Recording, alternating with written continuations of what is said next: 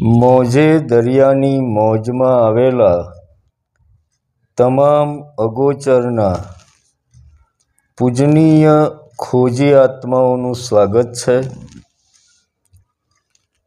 મિત્રો, આપણે સંસારી છીએ અને સંસારમાં સુખ દુઃખ આવ્યા કરે.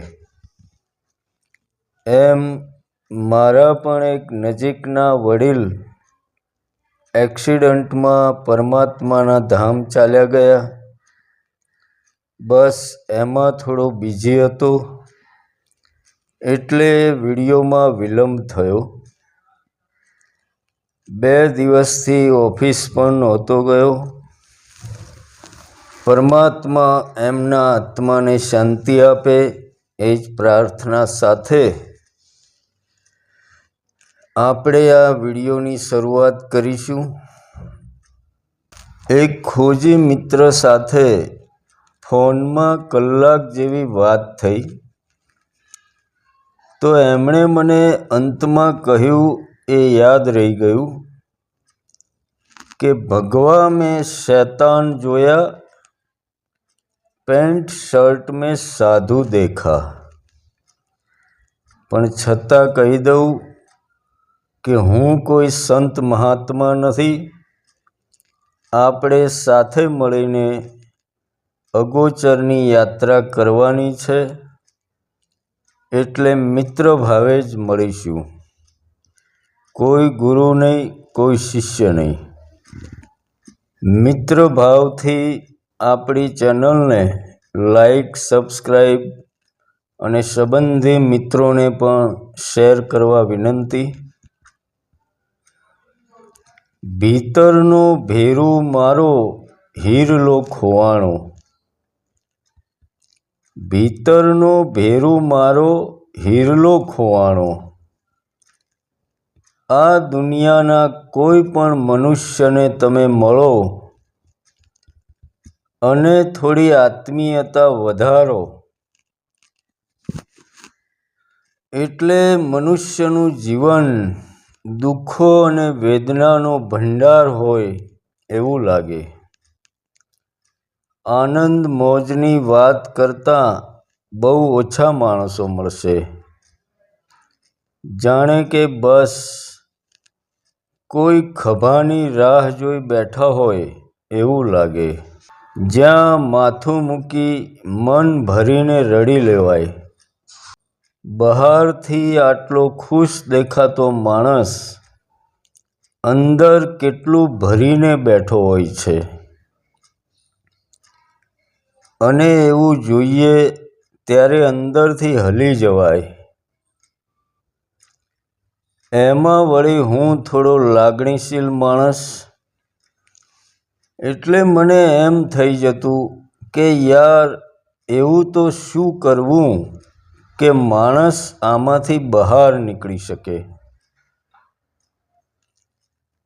કારણ કે આપણી પાસે પણ એટલી હામદામ નથી કે બધા માટે કંઈક કરી શકીએ.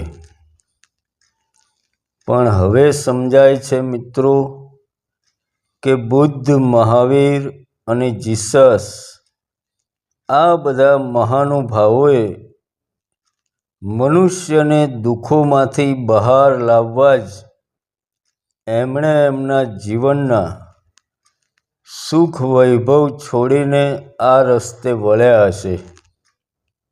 અને આખરે બુદ્ધે કહ્યું ને કે મનુષ્યના દુઃખોની જડ એ પોતે જ છે. જો એ ધારે તો એમાંથી બહાર નીકળી શકે. અને એમણે ધ્યાનનો રાહ બતાવી કહ્યું કે અપ દીપો ભવ, તું જ તારો દીવો થા. આપણા એક સંતે પણ કહ્યું છે, આપે ભયા ઉજિયારા, તું જ તારો દીવો થા. સાચી વાત છે મિત્રો. તમે જ તમારી અંદરનો દીપક સળગાવી શકવા સક્ષમ છો. બહારના કોઈ માણસ તમારી અંદર કાંઈ ના કરી શકે.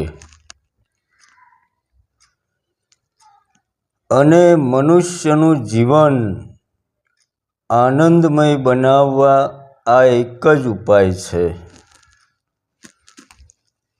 એના માટે જ આ બધી મથામણ છે.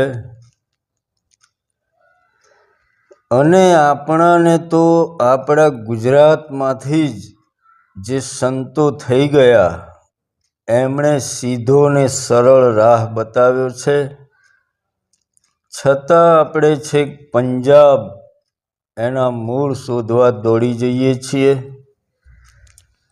અમુકના ઘેર તમે જાઓ તો બધા પંજાબી ગુરુના પાઘડીવાળા ફોટા જોવા મળે.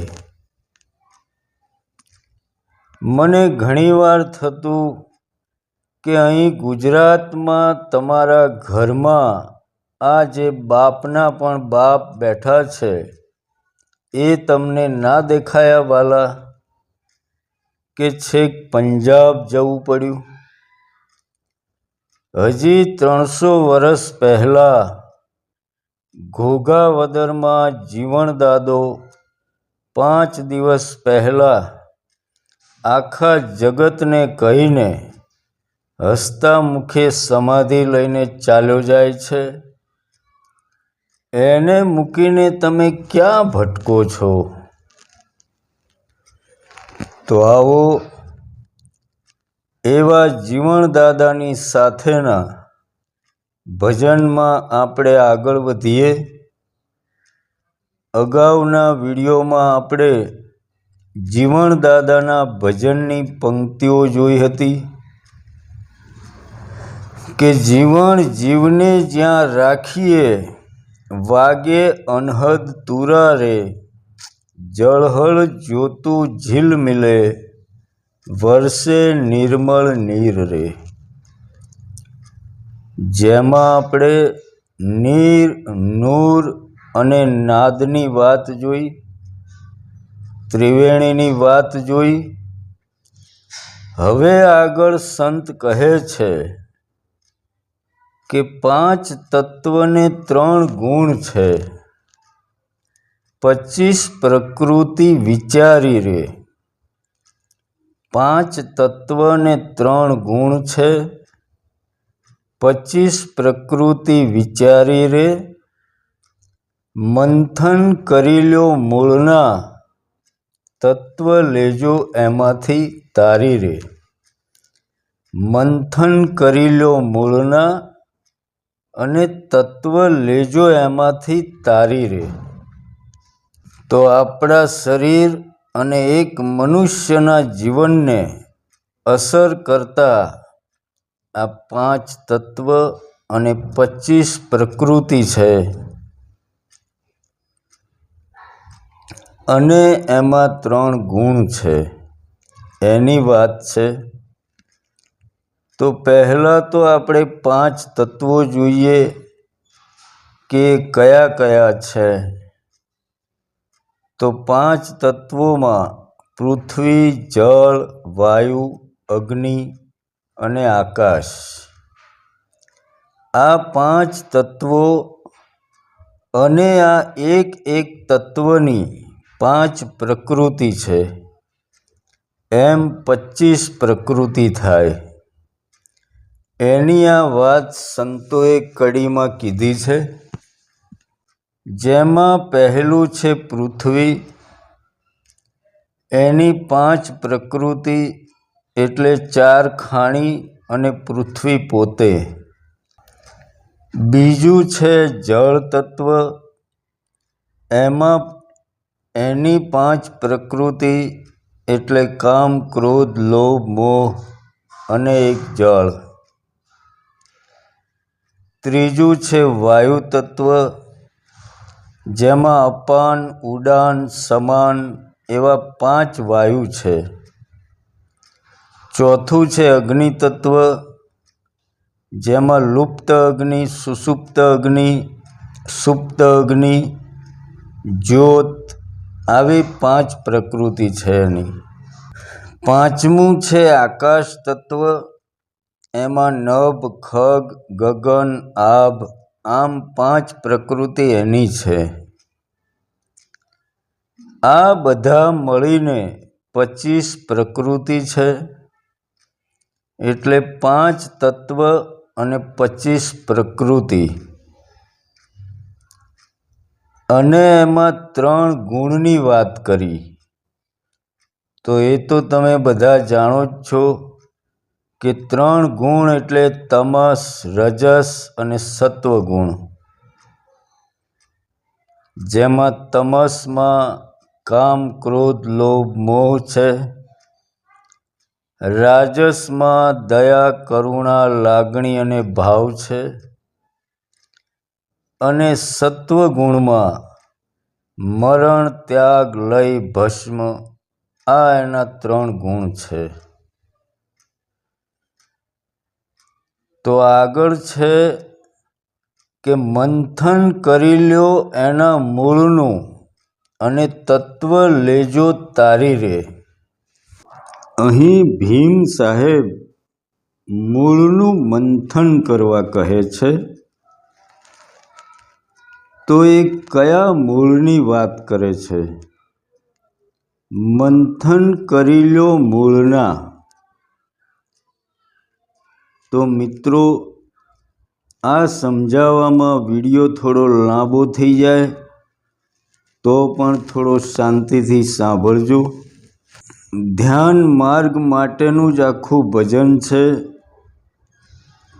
અને આધ્યાત્મિક મિત્રોને સચોટ કામ લાગે એવું ભજન છે.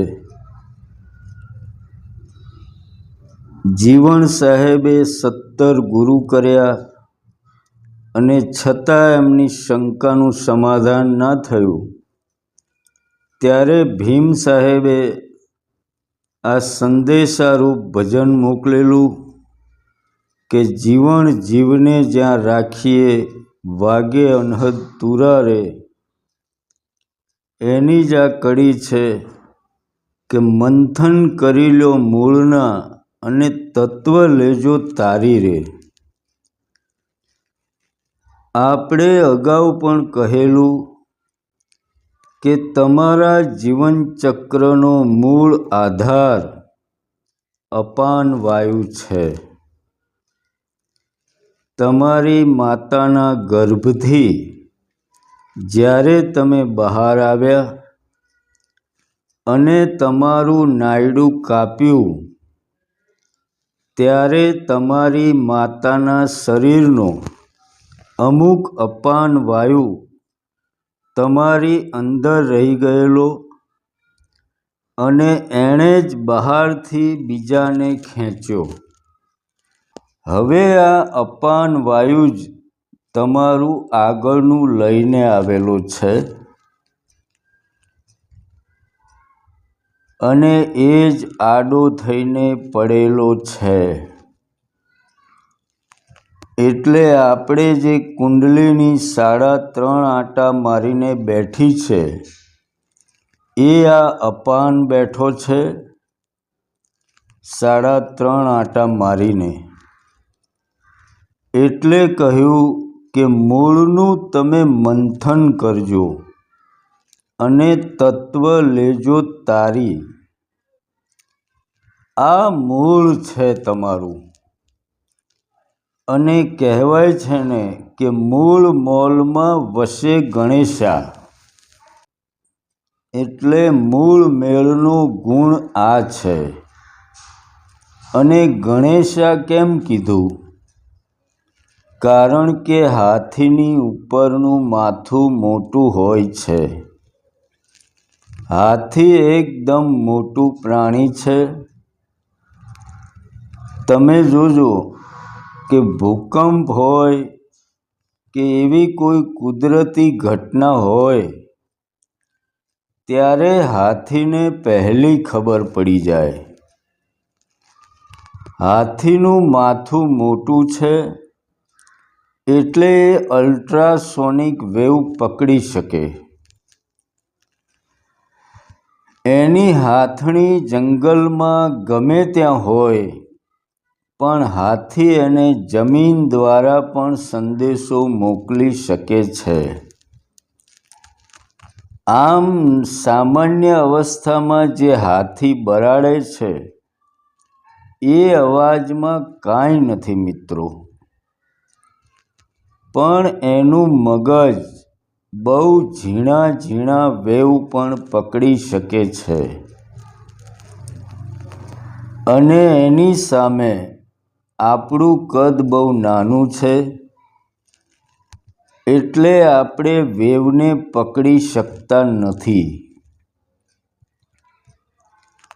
આપણે હજી એટલી ફ્રીક્વન્સી સુધી નીચે ના જઈ શકીએ.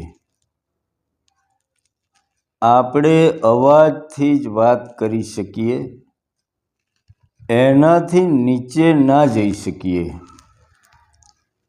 જ્યારે હાથી મોટું પ્રાણી છે એટલે એનું મગજ પણ મોટું છે. હવે તમારે જો વેવ સમજવા હોય તો તમારી અંદર પણ હાથી છે, યાને કે ગણેશા છે. એને હાથી સમજો, ગણેશા સમજો, એ જ આ તમારો અપાન છે. એટલે તમારે ત્યાં જવું જ પડે. ત્યાં જગ્યા ઘણી છે.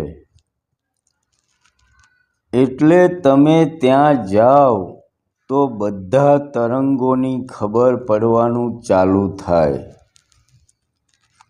અને એના લીધે જ તમને આગળના જન્મની પણ ખબર પડે.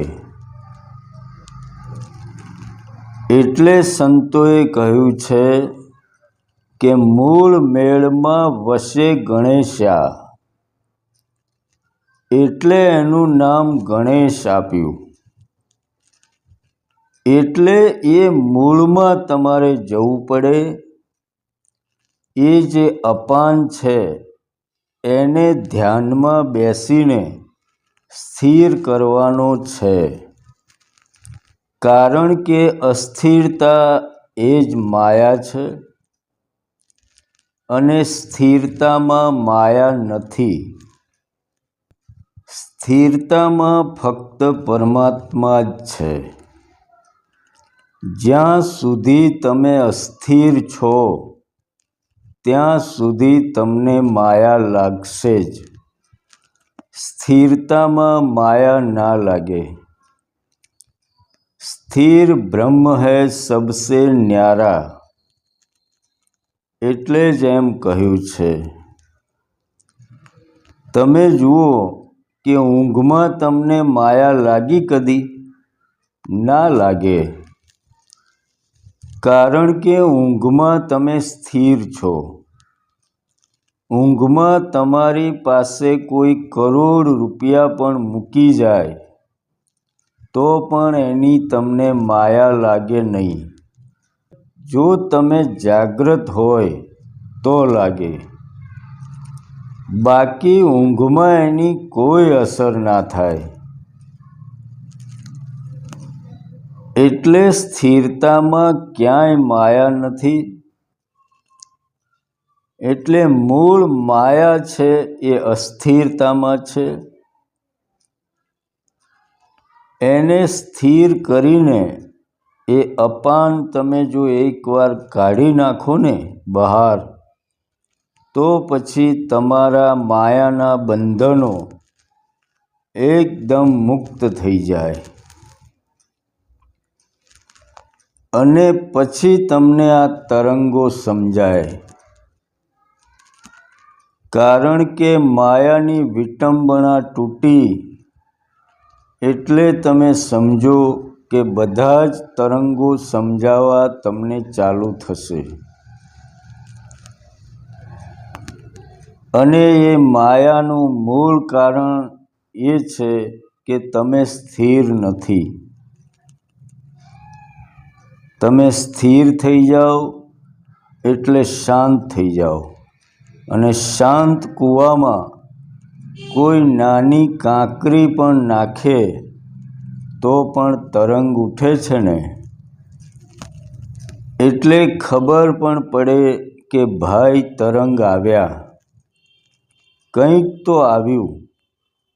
ભલે તમને ક્લિયર ખબર ના પડે, પણ કંઈક તો ખબર પડશે જ કે કોઈ તરંગો આવ્યા.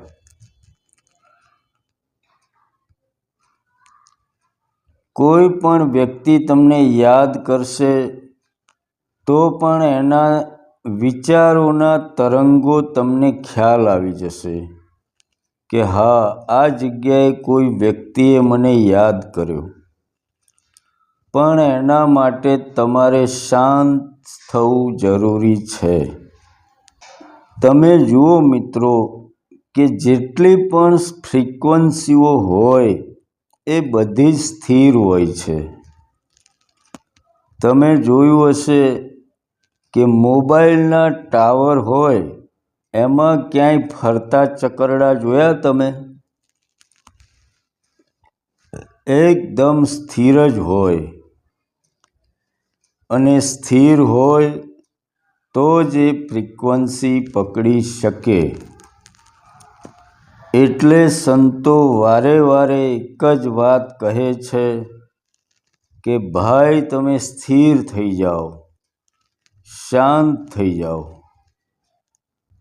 આને આગળ સમજવા માટે આપણે થોડા ઊંડાણમાં જઈએ તો મિત્રો, હસ્તીની હકીકતમાં ભરમાયો, મનુષ્ય ખબર નહીં કેમ કરમાયો. હસ્તીની હકીકતમાં ભરમાયો, મનુષ્ય ખબર નહીં કેમ કરમાયો. તારી હસ્તીનું કોઈ પૂર નથી, શું તારામાં જરાય સૂર નથી?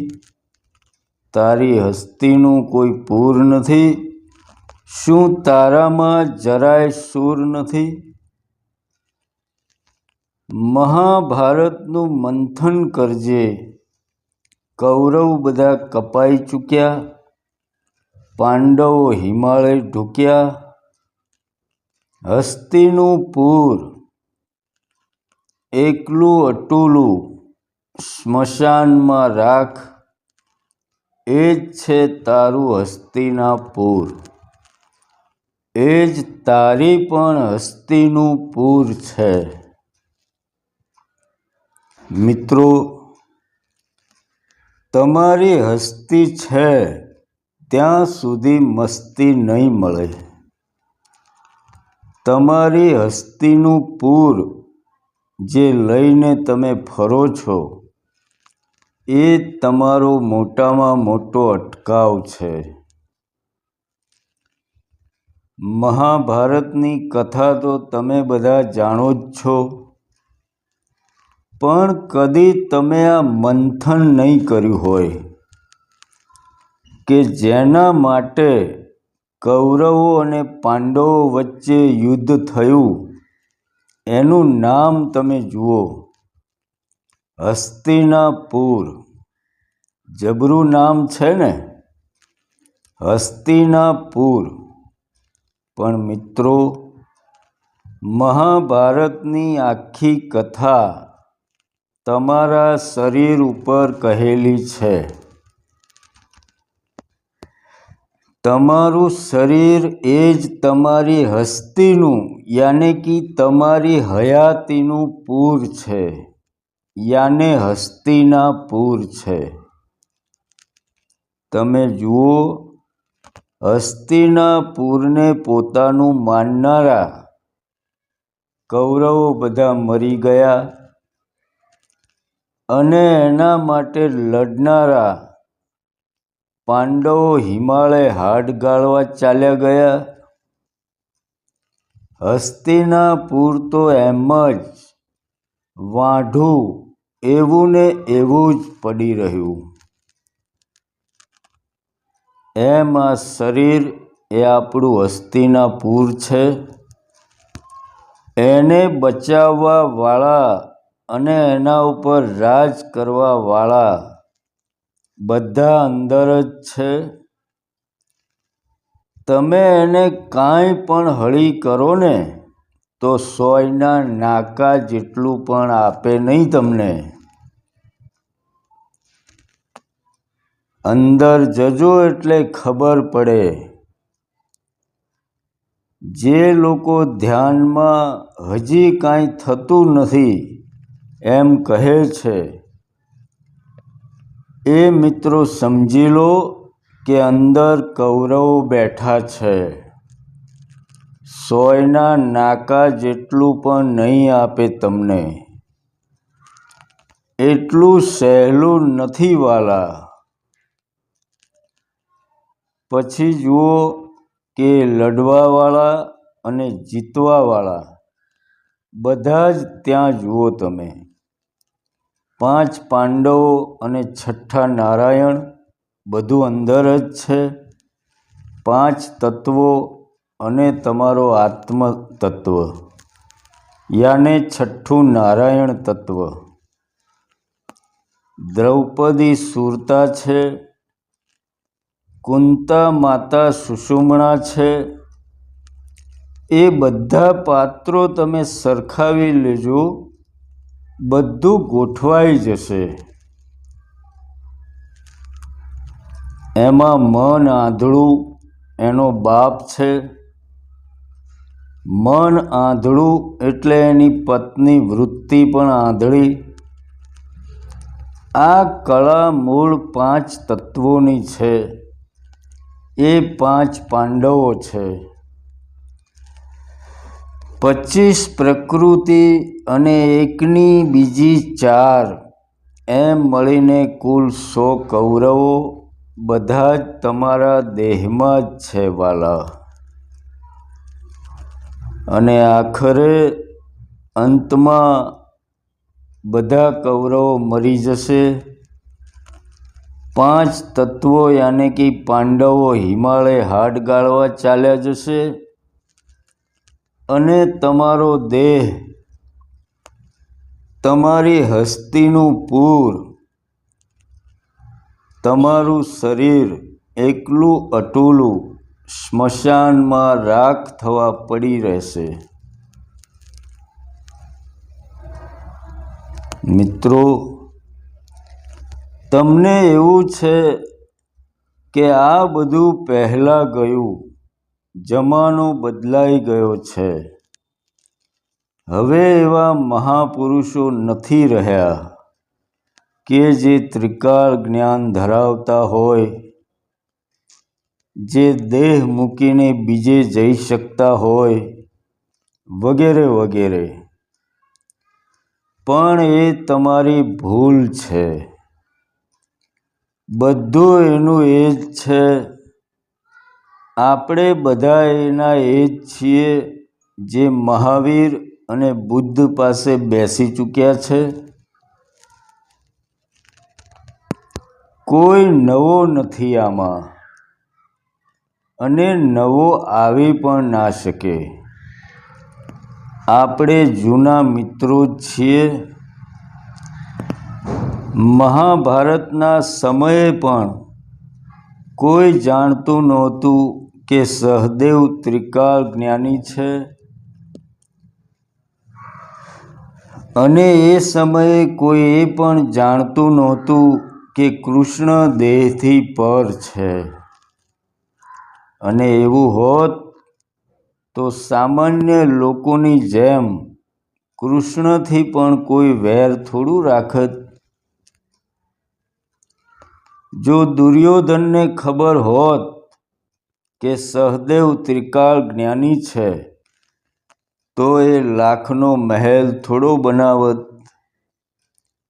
એ જ આત્માઓ છે આજે પણ.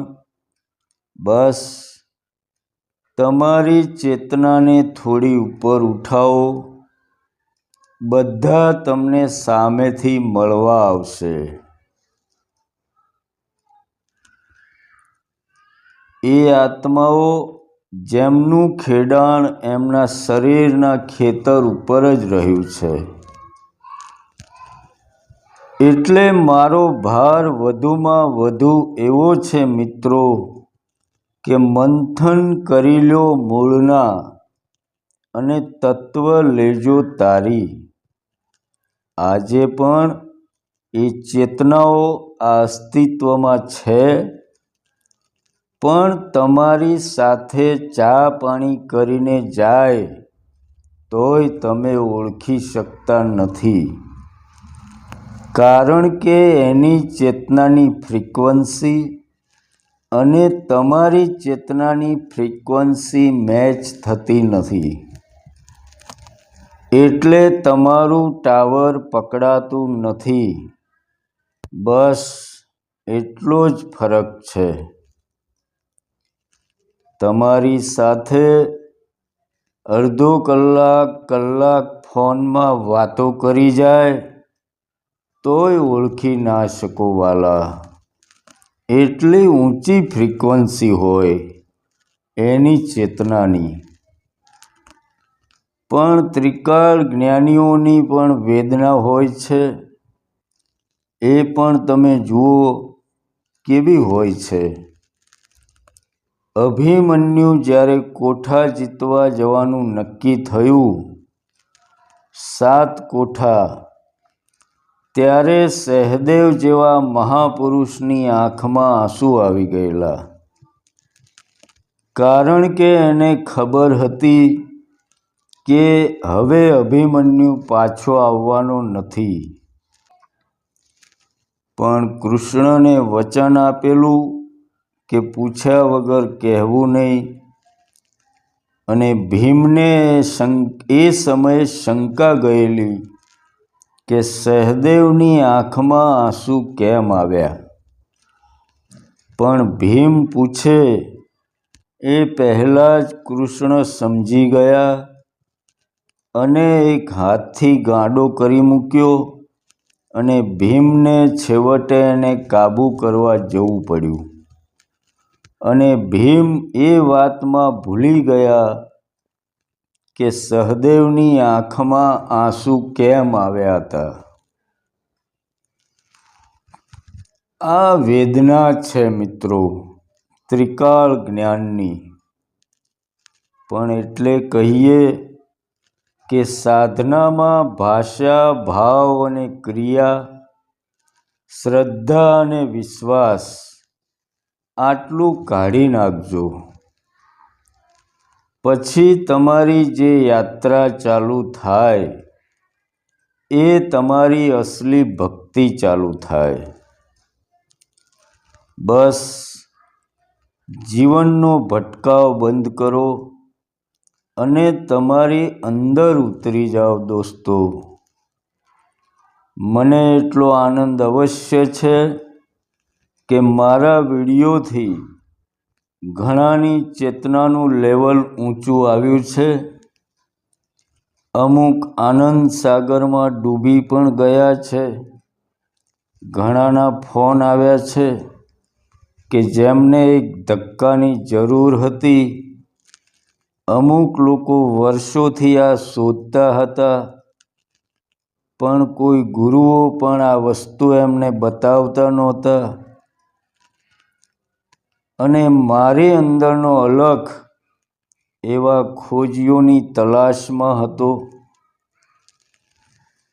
એણે એના અવાજ માત્રથી બધાને એક તાર સાથે બાંધી લીધા।